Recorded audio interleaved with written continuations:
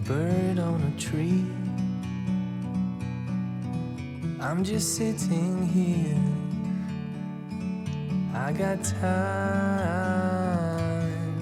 It's clear to see. From up here, the world seems small. We can sit together. It's so beautiful, you and me. We meant to be in the great outdoors, forever free.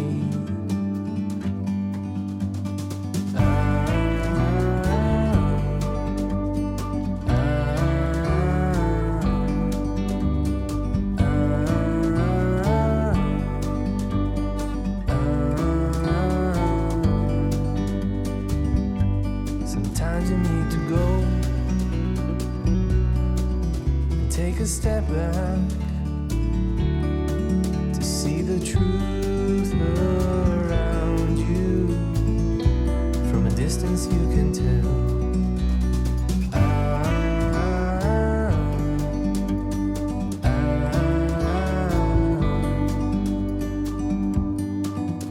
You and me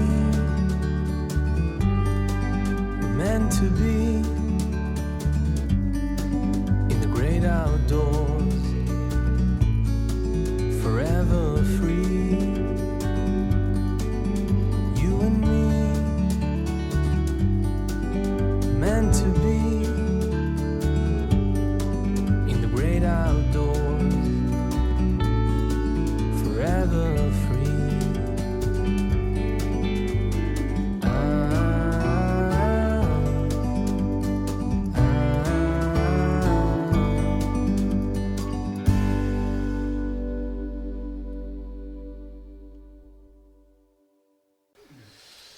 그렇게 그러니까 일본에 가서 이제 또 네. 국내에서 그렇고 접하면서 서양 철학을 접한 거죠. 간접 필터를 통해서지만.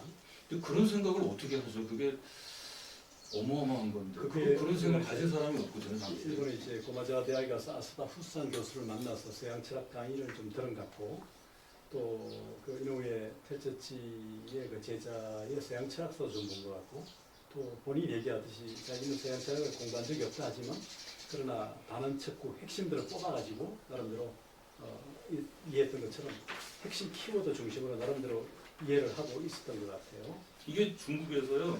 여기 중국에서 오신 분들이 계시다 그랬는데 중국에서 1910년에 신문화 운동이 납니다. 그 호족이라든가 호족이라든가 또는 그 부사년 뭐 이런 사람들이 있어요. 풍우라도 마찬가지고. 예. 당시에 신문화 운동이 나올 때에 이제 그런 얘기가 나와요. 이런 실용이성 부분을. 특히 호족 같은 경우가 이제 과학주의를 얘기하거든요. 그거에 대해서 이제 반대편에 있는 사람들은 아니에요. 그래서 그 당시에 현학 논쟁이 벌어지지 않습니까? 예. 과학이냐 현학이냐. 그러니까 이 사람들은 지금 만해 같은 경우는 과학 쪽에 서 있는 거고 예. 그 호족 같은 사람이고요. 그렇죠. 그리고 이 사람은 이제 현학 쪽이란 말이죠, 그 당시에. 근데 그 현학적 세계관을 갖고 있는 곳에서 이런 만해 같은 생각을 갖고 있는 사람이 나올 수가 있나요? 일단 이제 동경이라고 하는 지점이 뭐 근대 서양 유럽을 옮겨놓은 곳이고 동경이라는 상황 자체가 굉장히 달랐던 곳이었어. 그러니까 동경에 모이던 사람들, 특히 이제 아시아의 사람들이 주로 몰려들었지만 그 사람들이 이 근대 서양 근대를 옮겨다 놓은 동경이라는 현실, 뭐 동경대학을 비롯해서 뭐 와세다니 뭐 베이오니 이런 그렇죠. 등등의 그런 대학에서 서양 철학 강의들이 뭐 계속 번져가고 있으니까 독일 철학을 중심으로 그런 측면에서 자연스럽게 이미 접하고 있었던 것 같아요. 동경대학이 1877년에 만들어지는데 동경대학이 체제가 되는 게 1886년이거든요. 이 굉장한 게 되고 있는데 그 당시에 아까 교수님 말씀하신 후쿠시마 유키치라든가 예. 그런 사람들 생각하면은 불가능한 얘기도 아니겠다. 가능하죠. 이미 뭐 1868년 메이지 전후로 지금 유럽에 한 400~500명 유학을 보냈잖아요. 네. 일본에서 영국, 뭐 독일, 프랑스, 유럽의 그 근대 문물을 다 흡수해서 돌아오지 않습니까? 제가 아까 말씀드렸듯이 1881년에 일본에서 이제 제국 의회를 만드는데 일본의 정치를 어떻게 끌고 나갈 거냐. 그래서 일본에서 이제 영국식 민주주의하고 독일식 민주주의가 나오는데 그래서 이제 그때 영국식 민주주의를 했던 사람이 이제 시게노브라는 사람이에요. 와세다 대학을 세운. 근데 이토 히로부미는 독일식 민주주의를 했는데 결국은 이토 히로부미를 택하는 바람에 일본이 그렇게 천황제로 독일계로 예, 가고. 예, 입헌군주제식으로 가서 이상한 데 가지고 제2차 세계대전도 일으키는데 근데 그런 만해 이전에도 이렇게 만해처럼 이렇게 서양의 과학이라 그래야 되나? 이게 사실 철학적 종교가 아니라 과학적 종교라고 봐야 되죠, 오히려. 뭐 그런 측면이 엄밀한 있죠. 의미에서 엄밀한 의미에서. 철학이라는 예. 의미는 아니니까. 그렇죠. 예. 그런 불교를 과학적 종교로 본 사람이 있나요? 국내에서는 보이지 않는데 일본에 가서 그냥 일본에 가서 아마 그런 인식이 바뀐 게 아닌가 생각이 듭니다.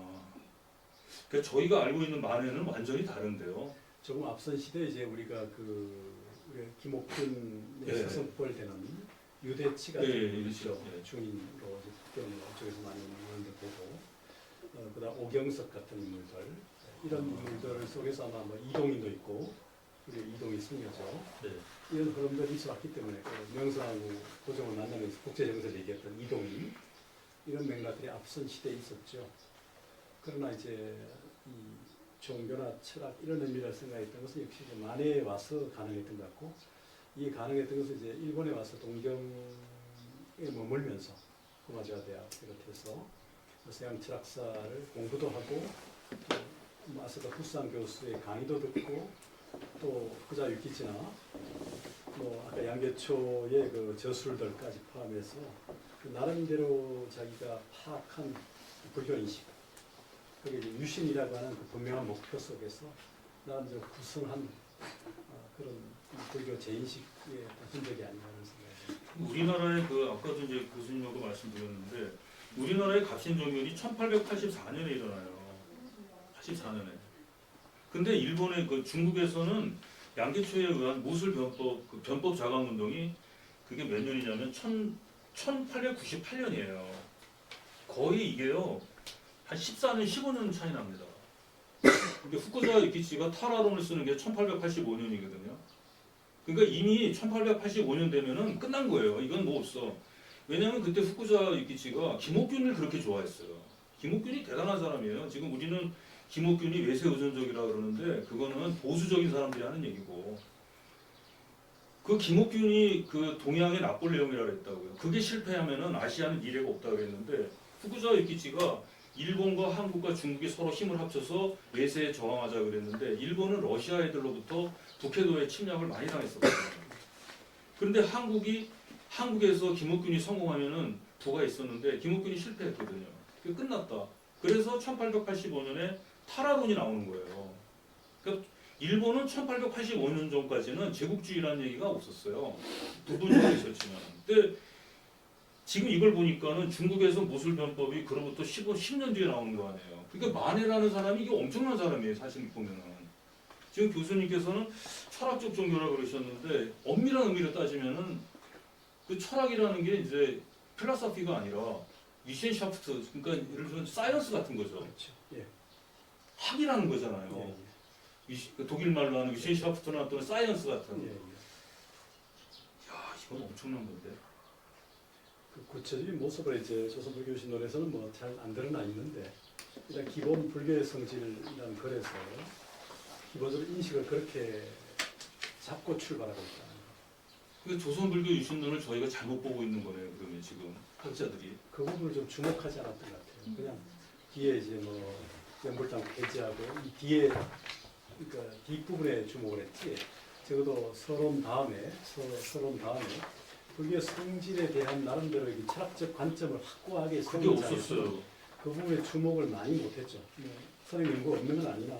이게 저도 이걸 선행 연구를 봤는데요. 예. 조선불교 유신론에 대해서 할 때 대부분 보면은 제가 이게 정윤수 선생이 쓴 건데 보통 보면은 조선불교 유신론에서는 개혁방하면서 승려의 근원용 문제, 대처성 문제, 맨 이런 것들이에요. 그러니까 그 이하 2장 이후의 문제에 좀 주목했고 오히려 좀 2장의 불교 성질이라고 하는 부분에 좀 주목을 하지 않았던 거죠. 근데 이런 현상이 발생해? 그럼 저희가 조선불교 아까도 이제 승려가 결혼을 해야 되느냐 말아야 되느냐, 승려 결혼할 수 있느냐. 이게 불교 논리로, 그러니까 이경 해경으로 풀면은 전혀 다른 결과가 나올 텐데 그러니까 이제 2장에 대한 연구가 전혀 없는 건 아니나 2장과 뒤에 부분을 같이 풀어가는 게 또 따로 없고 오히려 2장 이하에 좀 집중하는 논문들이 많고. 그러면 이게 불교 대전 조선 불교 유신론과 불교 대전을 같이 보나요 보통 불교계에서 거의 안 보죠 같이요. 불교 대전의 의미의 중요성을 최근에 좀 의식하는 아. 메모들이 나옵니다. 과거에는 크게 안 봤다가 이제 결국 만해 사상의 출발은 유신론이고 결론은 불교 대전이었거든요. 그런 관점에서 이제 이 글을 구성하고 있는데 그럼 그거는 이제 교수님 생각이시라는 거죠 시종을. 뭐 그렇게 볼 수도 있고 되게 이제 요새 불교 대전 연구가 좀 되면서 만해 역작으로 보죠. 그럼 시편담이나 유마경은 어떻게 되는 거예요? 그건 이제 이후에 이루어지는 것이긴 한데 그렇지 어떻게 봐야 되냐 문제는 개인적마다 좀 다릅니다. 그 종교가로서의 그 유마경이나 그 시편담은 종교가로서의 그 만해고 앞에 거는 철학자로서의 만해로 봐야 되나요?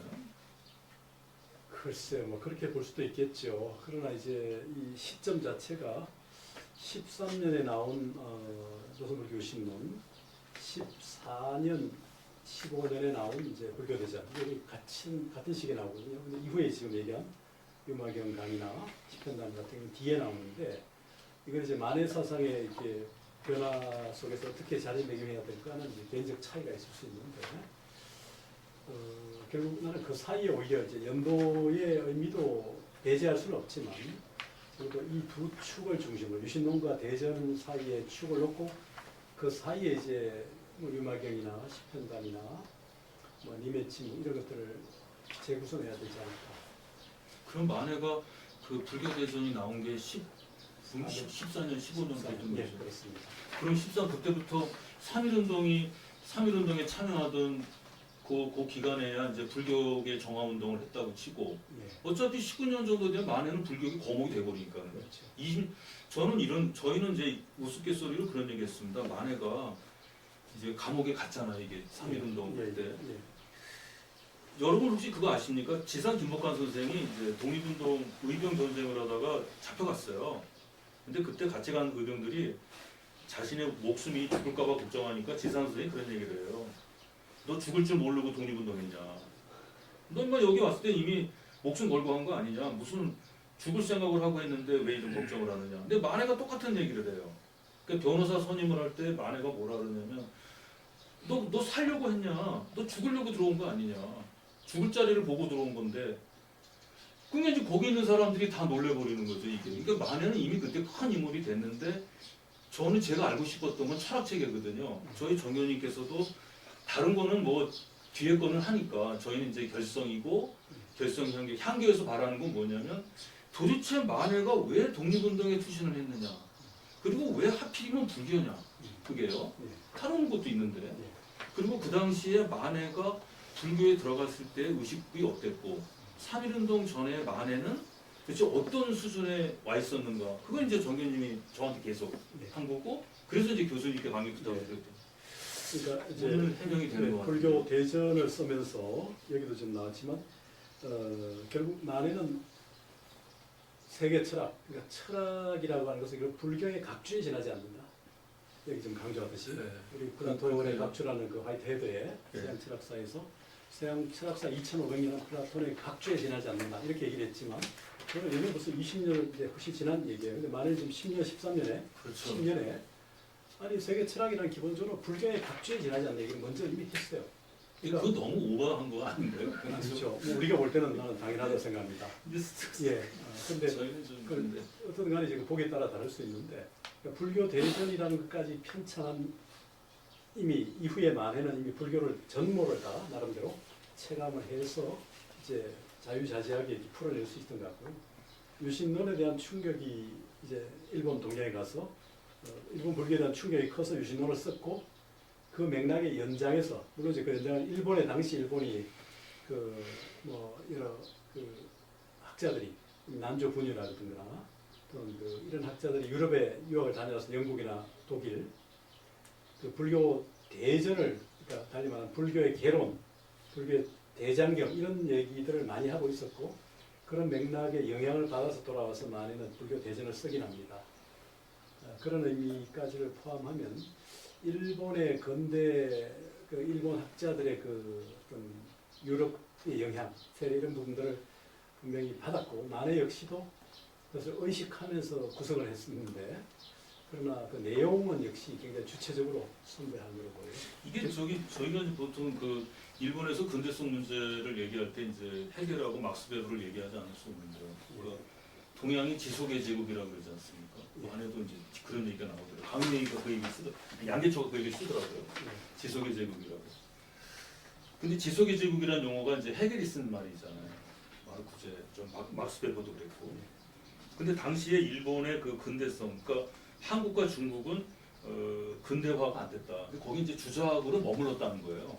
네, 주작. 근데 일본은 주작에서 이제 그 하야시 라장을 통해서 이제 이토 진사이, 오미소라이, 뭐 노리나가 거쳐서 근대성을 짝짝짝 진행했다.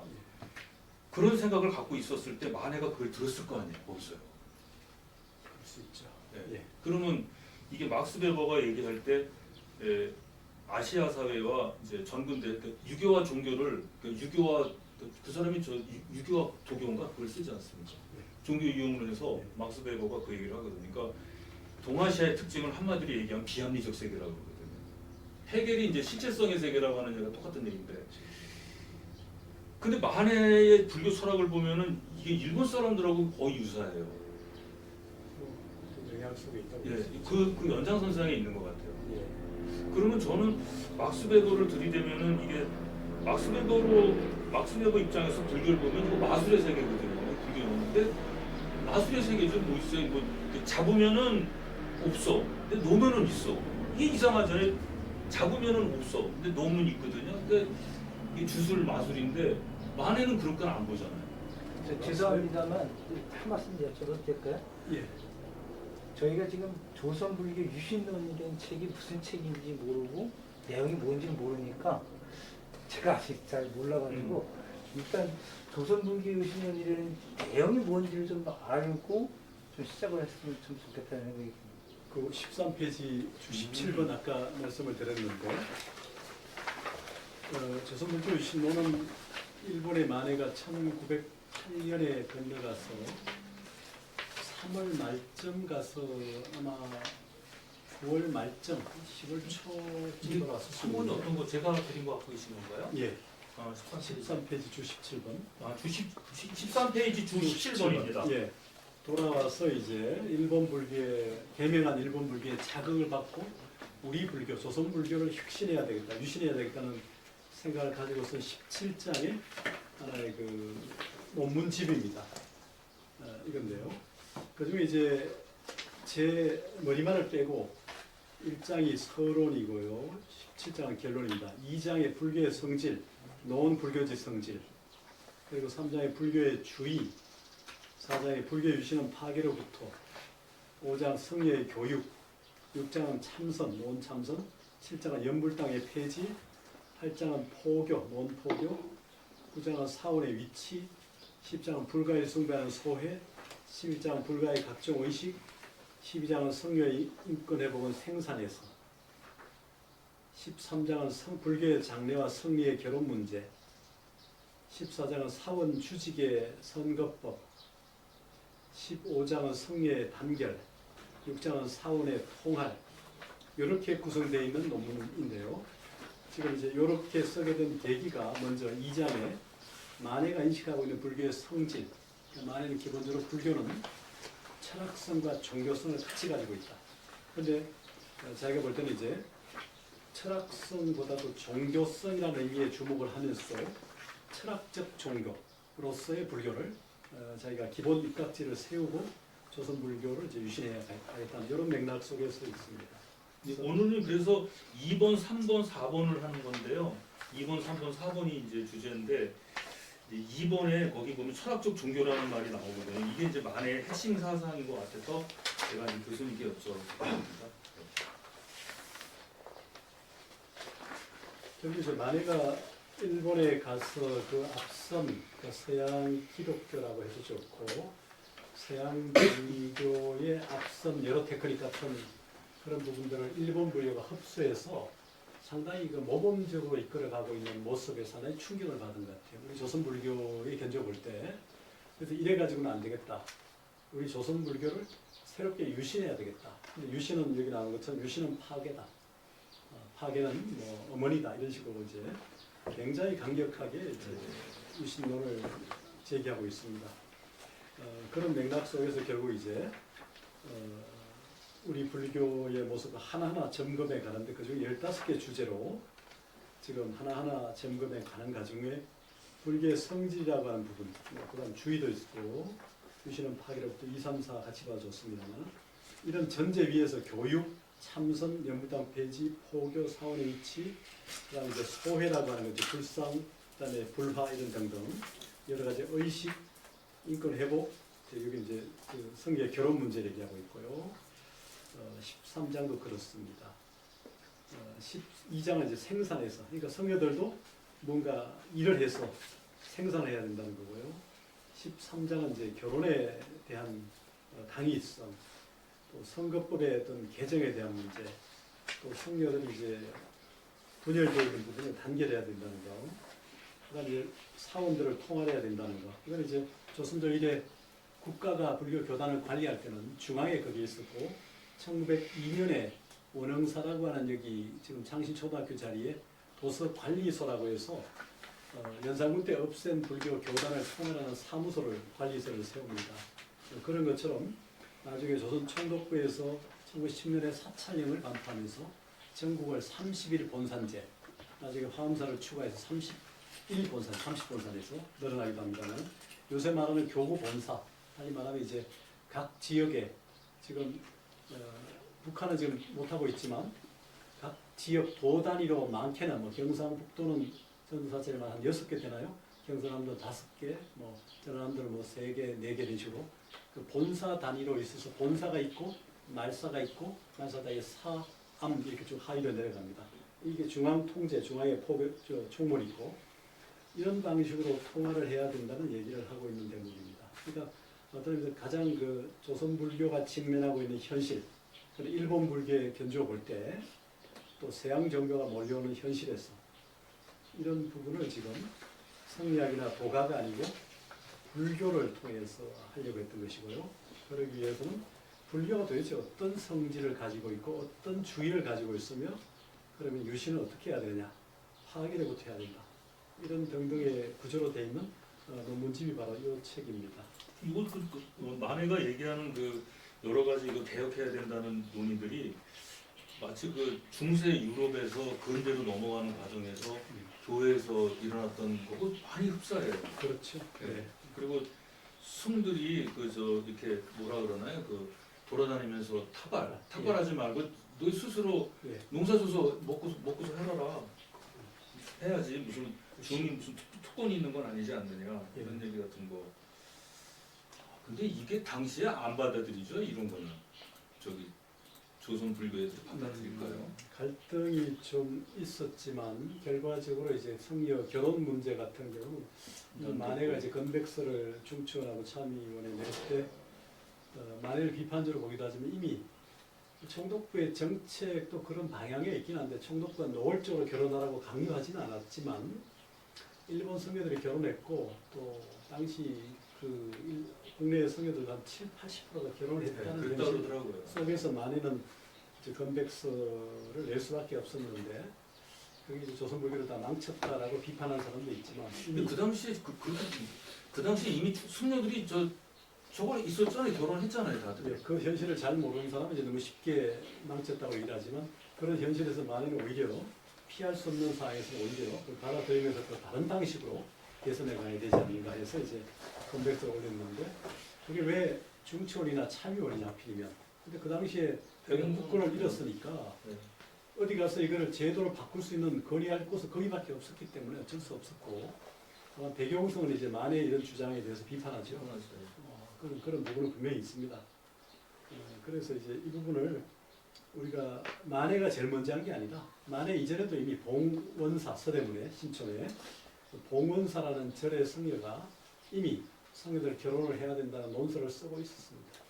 만해 이전에도 이미 있었어요. 만해 이제 그 이후에 했던 건데 본격화했던 것이고요. 그래서 결국 불교가 지금도 그렇고 직면하고 있는 문제가 바로 이 독신과 결혼의 문제고 한국 불교가 특히 이제 이 독신성과 결혼성의 문제로 지금도 여전히 아직도 그 상처가 좀 있죠. 이것도 나중에 다음 시간에 승려가 결혼을 해야 되느냐 말아야 되느냐 하는 문제에서 만의 주장 있잖아요. 만의 주장을 한번 불교 논리로 한번 교수님께서 한번 예. 그 한번 사사무예나 저 유마경 갖고서 한번 얘기해 보면 재밌을 것 같은데. 이미 우리가 신라 때나 고려 조선 때 보면요 결혼한 성녀들은 많이 보입니다. 유수성이라는 뭐 놀고 먹는 성도 있지만 결혼 성예가 많이 보이고요. 이게 제도화되어 있는 부분도 있고 독신도 있지만 어떤 의미에서 이게 독신이라는 문제가 이렇게 강하게 드러난 것은 일본 불교 때문이기도 하죠. 오히려 역설적으로 이미 신라 고려 조선 모론에 보면 실록이나 이렇게 성녀들 결혼 예는 많이 나옵니다.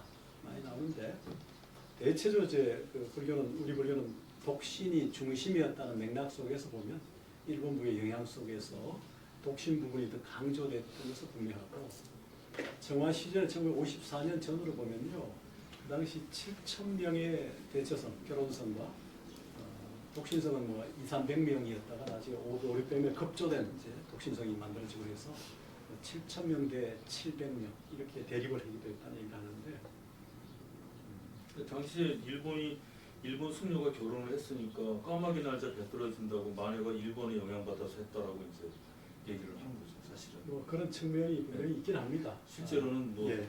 이게 대세인데. 일본도 사실 승려들이 결혼 안 한 경우들이 있어요. 그렇긴 한데 우리나라도 태고종은 비군이는 결혼 안 하고 비군만 일부 7대3이라는 얘기를 90년대 들었는데요. 그런 경우도 있어서 이렇게 일반화시키기는 쉽지 않습니다.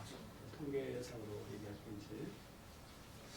어떻게 이제 정리를 예. 또 하실 말씀 있으시면. 예, 오늘은 이제 그 만해가 왜 우리 사상의 축이었던 뭐 불교, 유교, 도교 속에서 뭐 도교야 존재감이 없다 하더라도 유교가 아니라 불교였는가 하는 부분인데 그 부분은 자연스럽게 당시 여러 상황에서 볼 때 불교만이 결국 우리 민족의 문제를 해결해 갈 수 있다고 판단했던 것으로 보입니다.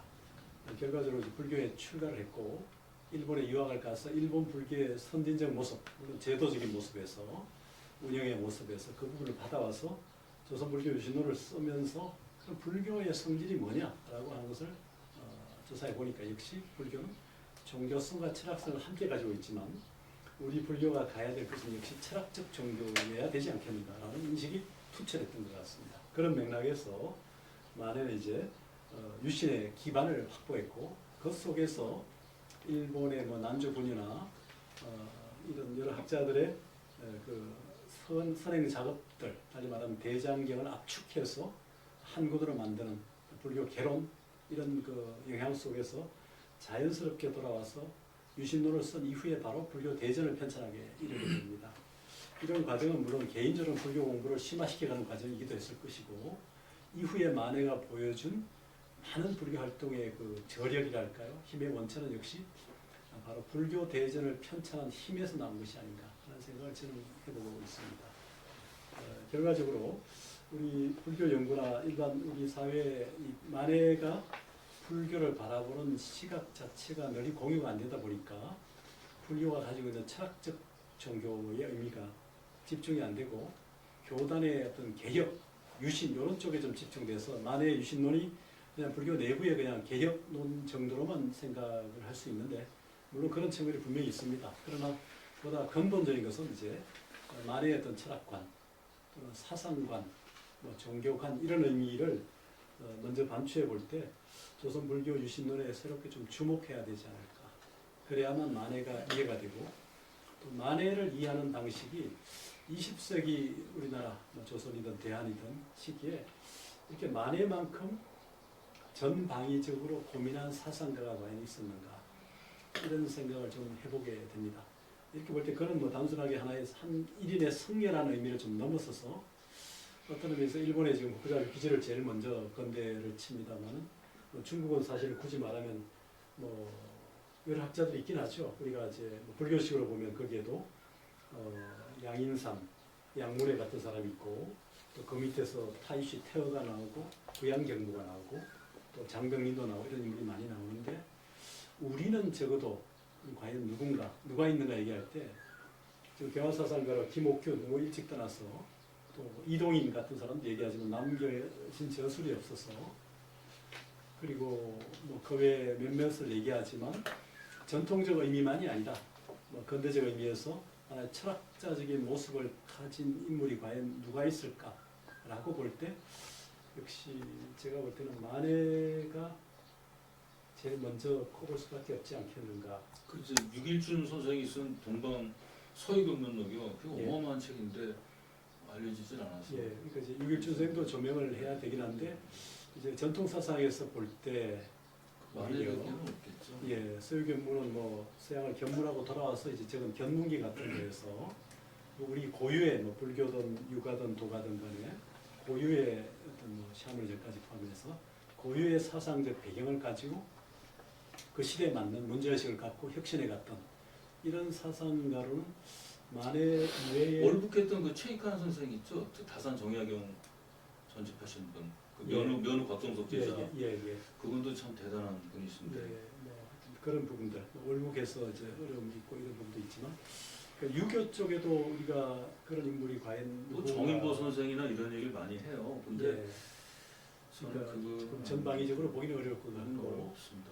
뭐 예를 들어서 글쎄 뭐또 화사 이학로나 뭐 또 여러 가지 아무리 봐도 거기는 완전히 진짜 예, 저 위성적사라서 예, 그러니까 거기는 그 이후에 뭐 간제 선 같은 경우 봐도 거긴 더 예, 심하고요. 예, 그러니까 유교도 사실은 마땅히 뭐 내세울 만한 인물 물론 이제 뭐 도산 안창호 그것도 기독교 배경이고 뭐 이제 거기 또 달리 보면 이제 우리가 뭐 수은 최재우나 해월 최시영 얘기를 할 수도 있는데 그 시간의 때 유림 대표로 들어가신 분이 한 분이 그 이제 최익환 선생하고요. 또 한 예. 분이 이제 여기 지산 예. 김복환 선생의 막내 아드님이신 예, 김명동 선생. 예, 그분이 이제 두 분이 들어가세요. 예. 그 홍성 분이거든요. 예. 그래서 이제 현대 한국에서 유교가 좀 살아있는 존재감을 별로 보이지 않는 것처럼 돼 있죠. 우리가 뭐 제사 차례 명절 때 이동을 많이 하지만 유교 때문에 진짜. 그 다음에 도교 도가가 지금 여전히 뭐 도관들 관리하는 쪽이 없지는 않겠지만 거기도 뚜렷한 인물이 뭐 사실은 크게 드러나 있지 않은 것 같고 민족 종교에서 뭐 나철이나 또 뭐 이 강정삼 이런 분들 얘기해도 좀 그런 것 같고 이제 전통 종교, 전통 주류 종교 쪽에서 이제 역시 얘기할 수밖에 없을 것 같은데. 김교원 선생이라고 있죠. 대전교 이대 교수였던. 예, 넘어간 저 예, 만주. 예. 이 김교원 선생이 예. 성균관 박사했었는데 그분이 예. 참 대단한 그래서 분이셨죠. 이제 살아있는 현재 종교가 역시 불교다 보니까 그렇기도 하고 이런 의미에서 좀 만해를 단순히 불교에만 가두지 않더라도 우리 민족의 대표적인 철학자 사상가 20세기 초에 누굴까? 최근에 이제 뭐 김지하 성이 일주기 학술에도 나오고 했지만 그 역할을 이제 한국에서는 철학자 사상가들이 끊어진 역할을 이제 시인들이 했다. 이런 연구도 나와 있는데 시인이요?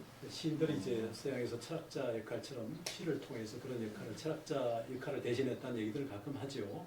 근데 그 부분은 부분적으로 이제 설득력은 있으나 시라는 장르가 가지는 어떤 짧은 형식, 뭐 시집 한 권 이런 것도 있지만 역시 이제 철학적 구조, 사상적 구조를 온전히 담아내기는 조금 그런 부분이 있긴 합니다. 그 시대적 문제의식은 분명히 있으나 역시 산문의 논리적인 어떤 형식의 저작을 가지고 하는 인물을 칠 때 만해 이후에도 많이 안 보이는 여기 홍성에 가면 홍동이라는 데가 있는데요. 예. 여기 이제 홍동에 가면 그 품무학교라는 데가 있습니다.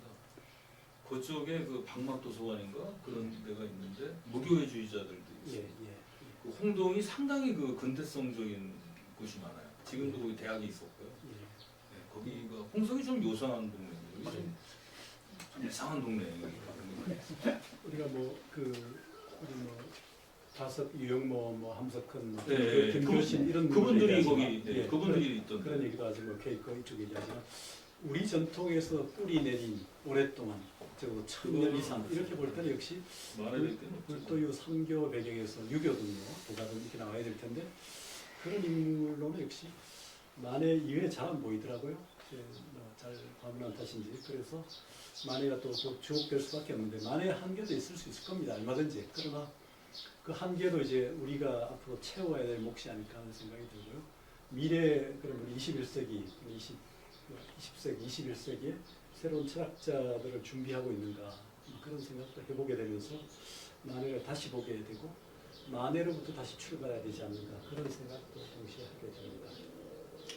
오늘 이제 사실은 이제 그 오늘 주제가 이제 조선불교 유신론을 하면서 대부분의 저도 그렇게 생각했거든요. 이제 불교계 안팎에서 일어났던 그 아까 12가지 그러니까 이제 그 사찰용 그러니까 승려가 결혼하는 문제, 대처승 문제라는 그거를만 알았어요. 근데 이제 교수님 원고를 보면서 이게 아니더라고요. 이게 완전히 이 철학적인 거예요. 그래서 교수님께서 말씀하시듯이 이 만해라는 사람이 도대체 왜 이게 불교를 택했고 독립운동을 이거로 했을까? 이런 생각을 하게 됐습니다. 그래서 하다 보니까 이제 오늘 밝혀진 거는 결국 영호당을 만나면서 이 사람이 이제 대어 각성을 하게 되는 거고, 그다음에 일본에 가서 이제 많은 사람들을 만나는 거죠. 경문을 하고. 이제 오늘 사실 그 일본에서 있었던 그 이제 저희가 오늘 하려고 했던 게 그 일본에 가서 그 이제 만해가 했었던 그 후쿠자와 유키치를 비롯해서 그다음에 이제 그 수많은 그분들이 계세요. 그래서 뭐 이노우에라든가 그다음에 그 시게노부의 사상이라든가 또는 양계초라든가 이런 사람들을 다 해야 되는데, 그리고 양계초가 본 이제 데카르트 그러니까 양계초가 이제 자기가 썼어요. 서양 철학사를 썼는데 만해가 그걸 보고 각성을 하는 거거든요. 근데 양계초는 과연 이제 서양 사상을 제대로 봤느냐, 또 만해는 또 제대로 봤느냐 이런 걸 따져야 돼서 이제 베이컨이라든가 칸트라든가 이걸 다 하려고 했었는데 너무 양이 많고 이건 또 여러분이 보시기도 어려워요. 그래서 제가 오늘은 그 만해의 출가 수학, 그래서 그 철학적 종교 그쪽으로 끊었습니다. 그래서 하고 다음 주에는 이제 그 일본 동경에서의 체험을 우리가 보면서 그 불교의 개혁 그걸 한번 들어가 보는 거로 한번 해보겠습니다. 그렇게 해서도 지금 다음 주에 할 때는 이걸 어떻게 준비를 해야 될지 모르겠습니다. 다음 달에. 예. 이게 지금 양계초에 제가 이거를 정리를 하다 말았거든요. 예. 그래서 이게 칸트의 사상과 양계초가 본 칸트, 그 다음에 이제 만해가 본 칸트 이걸 준비를 하다 봤는데 이거 너무 많아가지고 못하겠어요. 어제 밤에 하다가 베이컨, 데카르트 이거 굉장히 많거든요. 양명학도 있고 그래서 이건 도저히 안 되겠다. 밤새야 돼서 그래서 이제 이걸 다음 달에 한번 할 수 있는 대로 하고, 그 다음에 이제 또 여러분이 흥미 있어 할 부분 오늘날 불교의 개혁 문제 그것도 한번 같이 한번 토론해 보도록 하겠습니다. 오늘 교수님 고맙습니다. 예.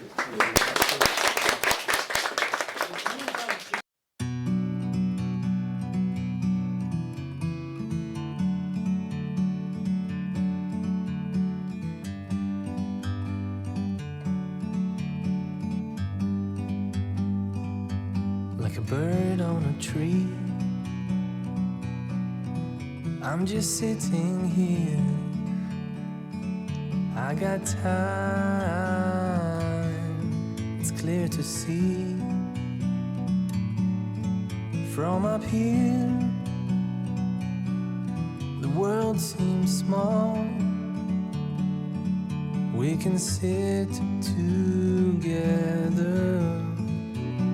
It's so beautiful, you and me. We meant to